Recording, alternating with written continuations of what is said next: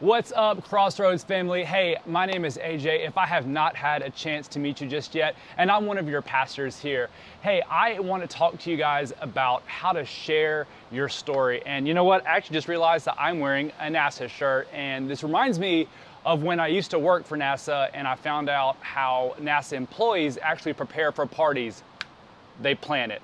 Sorry, I just can't ever miss an opportunity to insert a bad joke. But I do want to talk to you guys about the significance of sharing your story, because it is an integral part of our faith and an integral part of our belief as followers of Christ. So I want to share this verse with you. You've probably heard it before if you've grown up in church, but it says this: "They triumphed over him by the blood of the Lamb and by the word of their testimony. They did not love their lives so much as to shrink from death."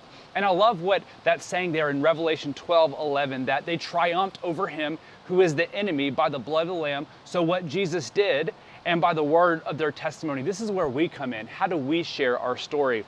And I love this last part. They did not love their lives so much as to shrink from death. So our part is to not be shy about it, not be scared of what God's done in our lives, and to be able to share that freely.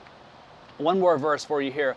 "Be careful then how you live, not as unwise, but as wise, making the most of every opportunity, because the days are evil." And this one just speaks volumes to me, that we need to make the most of every opportunity, that there are people that God is putting in our lives, and if we're listening and if we're careful, we can be able to share our story, or we can be able to minister to those that God has placed in our lives. And so for me, I grew up in a non-Christian household. I heard about Jesus through some friends of ours who lived next door, and I just decided that that's who I was. I consider myself a Christian my whole life. But because my parents weren't Christian, I never really went to church, didn't really do anything like that, didn't read my Bible, didn't pray much. And so when I chose to go to college, I went to Alabama so I could go to church freely, I could express my faith. But maybe you guys know this, college is not the best time to decide all of a sudden you want to start living as a Christian, and I immediately fell into the party lifestyle, and it was just not good. One of the things I found was poker, and I got really, really good at it. And what I found was that it filled a void in me, that throughout my entire life, I was searching for something that would make me feel significant. And that's where I found poker. And I remember even playing in a high stakes cash game with the world champion at the time. His name was Jamie Gold. And there was maybe $500,000 of cash on the table. There was all these people surrounding me, lights, people talking about us. And I said, you know what? There's nothing else in the world that I would rather do except to play poker. And as life went on, I found out that even poker is not enough to sustain me. There was still something missing. And that's where God began to draw me in. And I remember even having this dream where I saw Jesus standing in front of me. And I don't mean Jesus like how we would imagine. This is Jesus glorified with his white robes, with his crown, everything. He looks at me, he asks me one question: "You don't ever think about me, do you?" And I said, "No, I don't."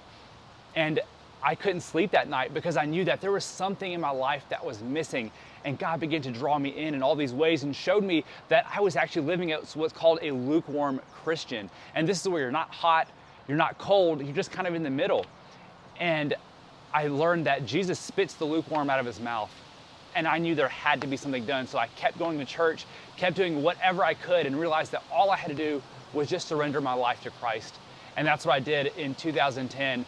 And I've never looked back. I've never felt more satisfied. And what I love about what God does in our lives is that's our story.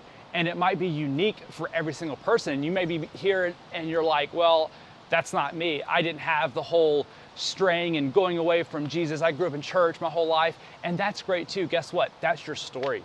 And God is the author of our story. So all our job is to do just what we read, is to not shrink back, but also to make the most of every opportunity. So my prayer for us as a church is that we would listen in to what God wants to do in our lives, and that we would ask God, hey, God, open our eyes to the people around us and who we want to share our stories with. And I promise you, for listening, God wants to use us in a massive way.